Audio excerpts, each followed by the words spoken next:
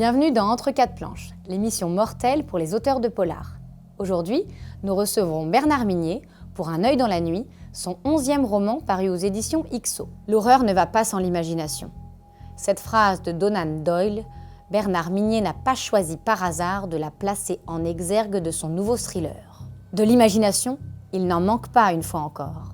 Quant à l'horreur, elle sert de toile de fond à cette intrigue terrible et parfaitement maîtrisée qui va vous happer. Le commandant Servaz a cette fois affaire à un réalisateur de films d'horreur nommé Morbus Delacroix, culte pour les uns, malade, voire morbide et peut-être même monstrueux pour les autres. Le temps a passé depuis Glacé, le premier roman de Bernard Minier. Mais le commandant Servaz n'a rien perdu de ses bons vieux réflexes. Et tant mieux, car il va lui en falloir, cette fois-ci encore. Lacération, piqûre d'abeilles, torture, suspense et manipulation, rien ne manque à ce thriller qui va vous empêcher de fermer un œil dans la nuit. Mais je ne vous en dis pas plus. La suite, c'est Bernard Minier qui va vous la raconter. Allons le chercher.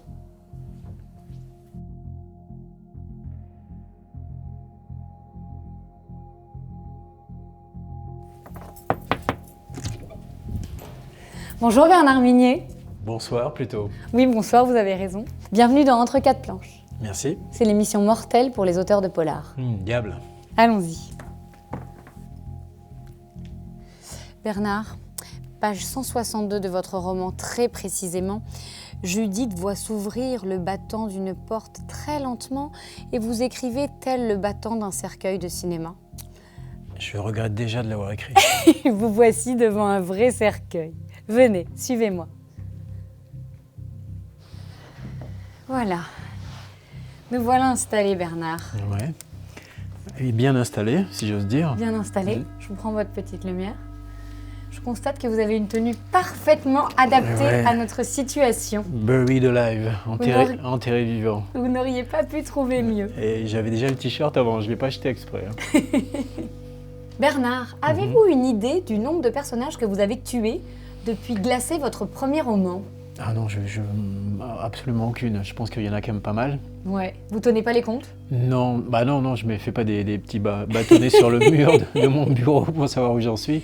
Mais en revanche, la façon dont je les tue est quand même assez extravagante, donc ouais. Alors justement, est-ce qu'il y a un personnage que vous avez eu plus particulièrement de la peine à voir mourir? Alors sans divulgacher. Sans divulgacher. Sans dire comment? Ah. Dans Un œil dans la nuit, il y en a quand même un qui m'a un peu coûté. Justement, j'allais y venir Bernard, parce que le réalisateur de films d'horreur, Morbus Delacroix, que vous mettez en scène dans le roman, lui, il en éprouve du plaisir à malmener ses comédiens, pour pas dire à les maltraiter d'ailleurs. Et je me demandais finalement si c'était votre cas à vous avec vos personnages. Ah, moi j'aime bien les malmener, oui. Mes personnages de papier, oui, je m'en prive pas, effectivement. Et oui, il y a dans Un œil dans la nuit, il y a un personnage... il y en a beaucoup qui meurent, enfin il n'y en a pas qu'un, mais il y en a un qui meurt en particulier et c'était un petit peu douloureux quand j'ai écrit ces pages-là, ouais. Parce que je m'investis beaucoup dans ce que j'écris.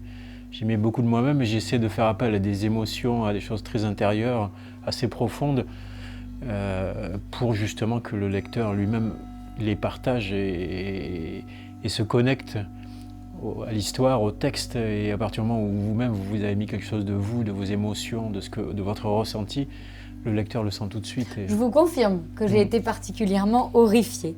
Donc c'est pas de gaieté de cœur finalement que vous les tuez. Non, mais bon, on va pas sombrer dans la routine. De temps en temps, il faut faire du ménage. C'est grand ménage de printemps, mon bouquin sort en avril. Est-ce que vous pensez souvent à votre propre mort, Bernard? Je pense que tout le monde pense à sa propre mort. C'est en fait... On ne peut pas éviter de le faire, c'est dans la nature humaine. Je crois que c'est Edgar Morin qui disait que la différence entre l'homme et l'animal, dans les sciences de l'homme, justement, on parle souvent de ce qui fait l'homme, de ce qui fait l'être humain.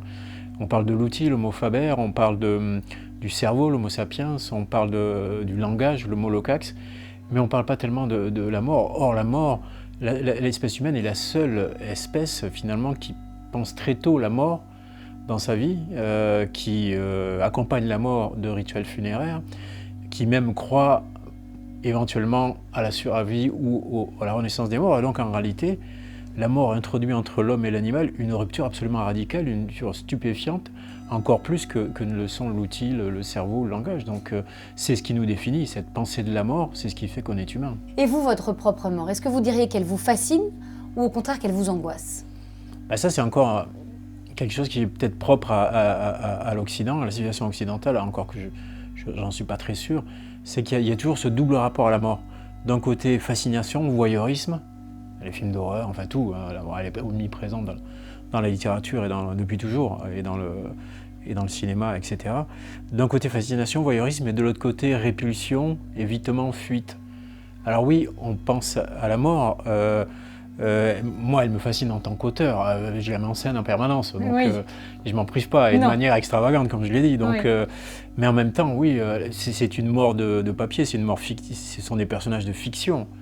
Je suis comme tout un chacun, quand il s'agit de la penser vraiment, de la penser pour soi, il y a toujours une certaine reculade.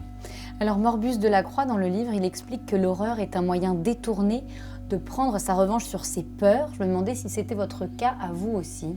Oui, je travaille beaucoup. Prendre la revanche, je ne sais pas, mais je travaille beaucoup sur mes peurs. Je travaille beaucoup avec la peur, évidemment, mais je travaille beaucoup sur mes propres peurs. On ne parle jamais mieux que de ce qu'on connaît. Et la peur, toutes ces peurs qui viennent de l'enfance aussi, la peur du noir, la peur du monstre, la peur de la mort, la peur du danger, la peur de la souffrance, de la maladie. Et voilà, il y a toutes sortes de peurs, et effectivement, la peur, c'est une émotion très puissante, très forte. Et le thriller, le polar, ça fonctionne beaucoup plus avec des émotions qu'avec autre chose. C'est comme ça qu'on provoque, là aussi, l'identification du lecteur. C'est comme ça qu'on fait en sorte que le lecteur vive ce que vous lui racontez, c'est à travers des émotions. Et cette émotion qu'est la peur, évidemment, elle est terriblement efficace. Est-ce que vous avez pris déjà vos dispositions concernant votre propre mort? Sacrée question. Non. On m'a invité à le faire. Oui. J'ai un notaire qui m'a invité à le faire depuis un certain temps, oui. Mais j'avoue que je recule un peu. Et vous ne savez pas si pour vous ce sera plutôt inhumation ou crémation? Je n'ai pas la moindre idée. Et puis je m'en fiche un peu, mais c'est vrai que c'est une question là aussi qui court depuis toujours. Parce que à côté de la mort, c'est d'abord la dissolution de l'individu dans le néant aussi. Hein. La mort, c'est vraiment l'idée la plus traumatique qui soit. Elle est traumatique dans son essence, la disparition. Et d'ailleurs, on est beaucoup plus touché. Plus le mort est proche, plus le mort est familier, plus on se sent concerné, plus ça nous perturbe. Un acteur, un artiste qu'on a aimé, qu'on connaît bien, qui disparaît, ou encore plus un membre de sa famille, va toujours nous perturber, nous traumatiser, nous choquer beaucoup plus. Sa mort va nous choquer beaucoup plus que malheureusement la mort de milliers de personnes en Méditerranée, dans un tremblement de terre ou dans une guerre. Et il y en a qui s'en offusquent, il y en a qui s'en émeuvent, mais c'est dans la nature des choses. C'est dans l'ordre naturel des choses, on n'y peut rien, c'est comme ça. Et puis, oui, effectivement, la question de la crémation est importante parce qu'il y a quand même un processus physique dans la mort qui est la décomposition. Et ça, c'est assez peu ragoûtant, quoi. Alors nous, dans les auteurs de polar, on en profite. Hein, les asticots, on adore ça, quoi. Mais quand on y pense en vrai, c'est tout autre chose. Et du reste, depuis très longtemps, depuis la préhistoire, l'homme a toujours cherché soit à hâter le processus de composition à travers la crémation, précisément, à travers l'endocannibalisme, à l'éviter à travers l'embaumement, comme les Égyptiens, ou carrément à l'éloigner en transportant le corps hors du village, dans un endroit un peu à l'écart, le cimetière, en fait, en dehors du monde des vivants. On essaie de ne pas mélanger les deux. Il y a des cultures qui mélangent les deux. Il y a une île aux Philippines, je crois, ou en Indonésie, où les tribus, une fois l'an, sortent le mort qui est embaumé, bien entendu, sortent le mort de son tombeau, font la fête pendant une nuit avec lui, lui font fumer une cigarette, il est assis à table avec eux, et le ramène dans son tombeau une fois la nuit terminée. Alors vous, est-ce que vous êtes déjà allongé dans un cercueil, Bernard? Je crois qu'il y a assez peu de gens, en dehors peut-être des fabricants de cercueils et des ordonnateurs des pompes funèbres, quand ils ont fait un peu trop la fête, il y a assez peu de gens qui sont logés dans un cercueil avant d'être morts. Hein.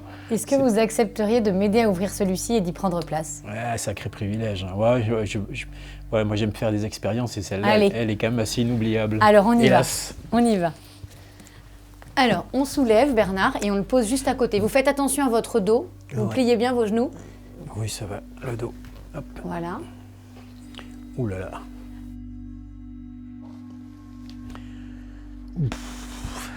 Oh, waouh. Je vous en prie, Bernard, prenez place. Je sais pas, je suis pressé d'aller là-dedans, mais bon.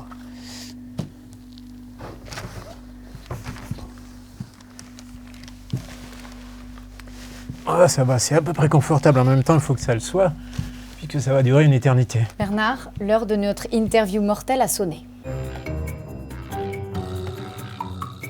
Vous arrive-t-il souvent de faire le mort? Je veux dire de ne plus donner de nouvelles. Très souvent. Je suis un procrastinateur performant quand il ne s'agit pas d'écrire. Que faites-vous pour tuer le temps? En fait, je déteste les vacances, donc j'aime pas trop tuer le temps. C'est pas vraiment quelque chose qui me correspond. Qu'est-ce qui pour vous est une question de vie ou de mort? L'écriture, j'avoue que je ne pourrais pas vivre sans écrire. J'ai écrit bien avant d'être publié, j'ai toujours écrit depuis que je suis en âge d'écrire. Enfant, j'écrivais déjà et vraiment l'écriture pour moi c'est une question de vie et de survie. Quand vous sentez-vous la mort dans l'âme, Bernard? Je suis assez mélancolique, j'ai grandi au pied des Pyrénées, il pleuvait beaucoup, les hivers étaient longs et j'ai une forme de mélancolie permanente, donc là, j'ai l'âme assez... pas mortelle, mais ouais, la mort dans l'âme, ça m'arrive. Est-ce qu'il y a quand même des choses qui vous font mourir de rire? Ah oui, énormément. En général, j'ai un sens de l'humour très particulier, c'est-à-dire que je ris quand les autres ne rient pas. Mais moi, il y a plein de choses il y a des bouquins qui me font rire, il y a des romans, mais de la littérature, il y a des choses drôlatiques. Somerset Maugham, c'est très drôle. Jonathan Safran Foer, Tout est illuminé, c'est d'une merveilleuse drôlerie, il y a plein de choses. Et dans quelle situation vous dites-vous qu'il n'y a pas mort d'homme? Très souvent. J'avoue que moi, je vais à l'essentiel et j'ai pas envie de me mettre la rate au courbouillon pour des choses secondaires. Qu'est-ce qui vous refroidit le plus dans la vie? L'égoïsme, l'hypocrisie. Certaines personnes dont on sent qu'elles veulent vous utiliser. Voilà, il y a certains aspects humains qui me refroidissent vraiment. Comment faites-vous pour rompre un silence de mort? Je le fais pas en fait. J'attends que quelqu'un d'autre s'en charge. Quel est votre cadavre dans le placard, Bernard? Je sais pas si j'ai vraiment des cadavres dans les placards. Balzac disait que derrière toute fortune, il y a un crime. Donc, on a tous... on peut pas dire... On n'est pas des saints, donc on a toujours fait quelque chose de mal un jour ou l'autre, que ce soit sans gravité ou pas. On n'est pas non plus toujours satisfait de la façon dont on se comporte. Donc j'en ai quelques-uns, mais c'est des petits cadavres. Des petits cadavres, Voilà. Ça va alors. Qu'est-ce qui pourrait signer votre arrêt de mort? Je sais pas, un bouquin qui parlerait, je sais pas. Arrêtez d'écrire en tout cas. Que pour une raison ou pour une autre, je sois dans l'incapacité d'écrire, je pense que ça serait mortel pour moi. N'arrêtez surtout pas d'écrire. Dernière question, Bernard. Pour vous, quelle est la phrase qui tue? La phrase qui tue. Il y en a une que j'aime bien, c'est, je la dis souvent à des gens qui veulent écrire, mais qui n'osent pas se lancer, mais qui ont beaucoup lu et qui pensent donc que ça va aller tout seul. Je leur dis, c'est pas parce qu'on regarde des millions de films de karaté qu'on devient Bruce Lee. Et j'aime beaucoup ça. Allez, venez, on va quand même pas rester toute la vie dans ce cercueil, je Ouf, vous aide. Je respire. Merci beaucoup d'avoir joué le jeu. J'ai cru que vous alliez fermer tout ça. Alors venez, on sort. Bernard, à la fin d'un œil dans la nuit, vous placez une impressionnante liste de 150 films d'horreur que vous confiez avoir tous, sans exception, visionnés. Je me demandais si, au fond, ce roman, il était né de ce que vous appelez cette éprouvante expérience. J'avais l'idée du roman en réalité avant, évidemment, mais comme toujours, j'aime bien faire les choses à fond. Donc oui, non seulement j'ai visionné les 150 qui sont dans la liste, mais j'en ai visionné beaucoup plus que ça, parce que les 150, c'est les 150 que j'ai sélectionnés, dont j'estime qu'ils sont d'une qualité suffisante pour être regardés par mes lecteurs. Et en général, j'ai regardé plutôt la nuit, parce qu'un film d'horreur le jour, ça n'a aucun intérêt. Donc c'était plutôt entre 21h et 1h du matin. Et comme dans ma maison, il n'y a ni store, ni rideau, ni volet, je ne saurais peut-être pas le dire, et il y a la forêt autour, il fait tout noir, j'étais vraiment dans l'ambiance parfaite. Mon Dieu. Et ça vous a pris un temps fou alors de voir tous ces films? Vous avez fait quasiment une petite année? Ah ouais, mais j'ai passé des mois et des mois à regarder des films d'horreur tous les soirs, ouais. En même temps, c'est pratique, on ne se pose pas la question de savoir ce qu'on va regarder, on le sait déjà. Qu'est-ce qui vous plaisait, Bernard, dans l'idée de vous glisser dans la peau d'un abominable réalisateur de films d'horreur ? C'est le personnage de Morbius de la Croix. D'ailleurs, c'est lui, au fond, qui m'a inspiré le roman. Je pense que tout est parti de là. Ce personnage de Morbius de la Croix, effectivement, il exerce son art dans un genre qui est le film d'horreur, qui n'est pas une niche, mais presque. Et il se trouve que moi, je sévis aussi dans un genre qui est le thriller. Donc en fait, Morbius de la Croix, c'est un peu un miroir aussi. Quand il parle de rapport entre le cinéma d'horreur et la critique, entre le cinéma d'horreur et le cinéma en général, c'est un peu comme si moi je parlais du rapport entre le thriller et la littérature ou la critique. Je l'ai bien senti ça. D'ailleurs, il dit qu'il filme tout caméra au point. Et je me suis demandé au fond si on ne pouvait pas en dire de même pour vous. Est-ce que vous n'écrivez pas tout caméra au point ? Ça, c'est une magnifique question parce qu'en réalité, c'est tout à fait ça. Moi, j'utilise un point de vue. Il y a plusieurs points de vue quand on écrit. Il y en a un qui s'appelle le point de vue à la troisième personne. Et le point de vue à la troisième personne, ça consiste à être dans la peau du personnage. C'est un peu comme si on était avec une caméra sur l'épaule. Et le lecteur va se mettre dans la peau du personnage parce qu'il sait exactement les mêmes choses que le personnage, pas plus, pas moins. Donc oui, je trouve que cette image est parfaite. L'intrigue se déroule entre le 21 et le 28 juin.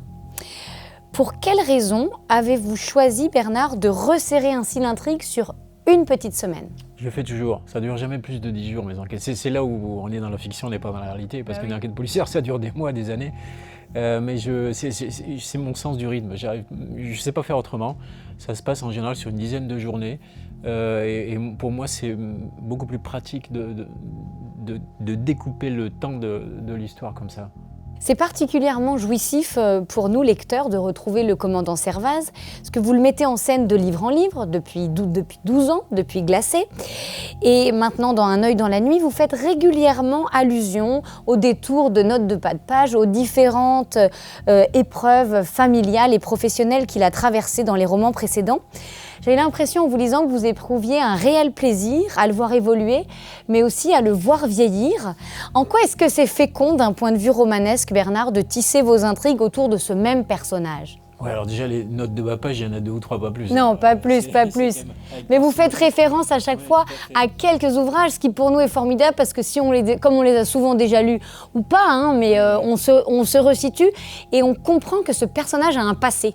C'est ça. Et moi, j'ai découvert qu'on pouvait faire ça avec Henning Mankell et avec son magnifique personnage de Wallander, où non seulement il y avait l'enquête policière, mais à côté, il y avait toute la vie du personnage, sa vie personnelle, sa vie familiale, sa vie privée.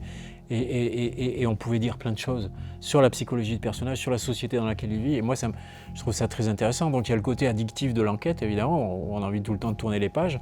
Et puis il y a un personnage qui prend de l'épaisseur, qui vit, qui devient vivant. Et je sais que mes lecteurs adorent Servaz. Ils m'en parlent souvent dans les festivals, dans les salons. Oui. Et ce que je crois que c'est ça qu'ils aiment chez Servaz, c'est qu'il n'existe pas uniquement à travers les enquêtes. Il existe aussi à côté. Et d'une certaine manière, ils se reconnaissent en lui. Ses traumas, ses problèmes personnels, sa vie privée. Et moi, j'aime bien, oui, le voir vieillir. En fait, en même temps, entre le Glacé, mon premier roman aujourd'hui, le personnage a vieilli, l'auteur a vieilli et les lecteurs ont vieilli. Donc, on vieillit tous ensemble, remarquez, c'est pas mal. De concert. De nombreuses et passionnantes réflexions sur le cinéma d'horreur émaillent le roman. Et vous le disiez vous-même tout à l'heure, vous m'avez devancé, Bernard. On a souvent l'impression, à travers elle, que c'est du thriller dont vous parlez en creux. Il y a cette phrase que vous faites dire à Judith, une jeune étudiante en cinéma fascinée par Morbius de la Croix. Elle dit « Le cinéma n'est jamais innocent ». Et le thriller, Bernard Minier, est-ce qu'il est innocent, lui ? Non, je ne crois pas qu'il le soit. Non. On peut pas. Moi, je ne suis pas là pour donner des leçons. J'aime pas les romans à message, les romans à clé. C'est pas. Je trouve que c'est pas ce que la littérature doit faire en général. Mais en même temps, on ne peut pas éviter d'avoir une vision du monde, d'avoir un point de vue et de le partager. Et quand je découvre des choses extraordinaires, comme sur l'intelligence artificielle, quand j'ai écrit Le bord de l'abîme. Aujourd'hui, Dieu sait que c'est un sujet dont on parle beaucoup, mais c'était il y a 5 ans. Oui. J'ai envie de les partager avec mes lecteurs. Je sais que mes lecteurs m'en savent gré du fait que moi j'apprends des choses. Il ne faut jamais cesser d'apprendre, j'adore apprendre, mais qu'après je les partage avec mon lectorat, qui les connaît ou pas. Et ça, je trouve que cet échange est aussi passionnant. J'ai relevé un autre passage dans le livre, Bernard. Vous écrivez qu'il y a 2 sortes de films d'horreur. Ceux qui donnent au mal une origine externe, un virus, une mutation, le diable, et ceux qui cherchent une origine dans l'homme. Est-ce que cette classification peut s'appliquer aux romans que vous écrivez, et vous écrivez plutôt lesquels ? Bien sûr, et je pense que vous devinez sans peine quelle est la catégorie que je préfère. Je vous laisse la dire. C'est évidemment celle où on va chercher le mal dans l'homme, parce qu'en fait il y a plein d'aspects du mal. Il y a évidemment le tueur en série, le serial killer, c'est-à-dire le mal absolu, le mal incompréhensible, et qui évidemment est très, si j'ose dire, rigolo à faire dans les romans policiers, parce que ça permet plein de choses extravagantes. Mais il y a aussi la banalité du mal, celle dont parlait Hannah Arendt. Bah oui. Il y a aussi le mal qui croit faire le bien. Ça, je trouve ça très troublant, très ambigu. Vous savez, la fameuse phrase « la fin justifie les moyens ». Non, la fin ne justifie jamais les moyens. À partir des moyens où sont mauvais, quelle que soit la fin, elle sera corrompue par ces moyens-là. Donc il y a toutes sortes de mal, et moi j'aime parler de tous ces aspects-là. Et puis comme je l'ai dit, qui peut se vanter d'avoir fait uniquement le bien dans sa vie, qui a suffisamment de sainteté pour n'avoir jamais fait quelque chose de mal. C'est ça qui m'intéresse au fond. C'est cette petite part aussi d'ombre et d'obscurité qu'on a en nous et que j'aime partager. Ce réalisateur de votre roman, Bernard, il est l'auteur d'un film jamais projeté en salle, pour des raisons que l'on se gardera bien ici de divulgacher. Mais je me demandais si vous aussi, vous ne cacheriez pas au fond d'un tiroir un thriller que vous n'auriez jamais encore publié. Un thriller, non. Un autre genre romanesque, c'est pas impossible. Ah. Que j'ai quelque chose dans un tiroir non terminé, mais qui attend de l'être un jour. Oui, alors cette histoire du film non diffusé de Delacroix, enfin, c'est quelque chose qui est dans un peu mythique, un peu mythologique. Le cinéma aussi, c'est mythologie. Bien sûr. Dans les films et en dehors. Et il y a cette histoire des films maudits, les films qu'on n'a jamais vus, le Dracula de Karel Gitagi, le Londres à Paris minuit de Tod Browning, des films comme ça. Il faut savoir qu'à l'époque du cinéma muet, par exemple, plus de la moitié des films qui ont été tournés à l'époque du cinéma muet sont perdus. On ne les retrouvera jamais, y compris des chefs-d'œuvre d'immenses réalisateurs. Et donc on a toute cette... tous ces textes aussi qui ne seront peut-être jamais publiés. Moi-même, Glacé, ça aurait pu très bien ne jamais être publié, parce qu'au départ, je n'étais pas du tout convaincu de sa qualité et je ne voulais pas le terminer. Bah, vous avez bien fait de le terminer. Quelqu'un m'a convaincu de le faire, et qu'il en soit remercié. Si vous deviez emporter un polar dans l'au-delà, Bernard, ce serait lequel ? Ça, c'est un choix difficile, parce qu'il y en a quelques-uns qui m'ont bluffé. Un polar qui aurait peut-être pu vous influencer du point de vue de l'écriture, ou vous inciter à vous y mettre ? Alors je ne sais pas si Le Silence des agneaux, parce que c'est celui que souvent cité la moitié des auteurs, parce que c'est quelque chose qui... Moi, il y en a un quand même on va citer un français, il y en a quand même un qui aussi je pense, a marqué beaucoup de générations de lecteurs et d'auteurs. C'est Maurice G. Dantec, Les Racines du Mal, qui est quand même une œuvre d'un foisonnement, d'une richesse incroyable. On y parle de plein de choses très différentes, de la Kabbale. Il y a une espèce de prémonition de ce que sera Internet, avec l'espèce de petite valise que traîne le personnage partout. Il y a des familles de tueurs en série qui se connectent sur des réseaux qui n'existaient pas encore. Il y a des scènes absolument effrayantes, terrifiantes, et il y a une puissance d'écriture. Je pense que Les Racines du Mal, c'est pas mal, oui. Bernard, quel serait votre dernier mot pour clore cette interview mortelle? Vu l'expérience que je viens de vivre, la prochaine fois que je vais m'allonger là-dedans, ça sera sans doute la bonne, mais rien ne presse. Rien ne presse, mais puis je pourrais pas être là en plus. Ouais. Voudriez-vous bien nous laisser un petit mot dans notre registre du souvenir, Bernard? Comme ça, nous garderons un souvenir éternel de cette interview mortelle. Avec grand plaisir.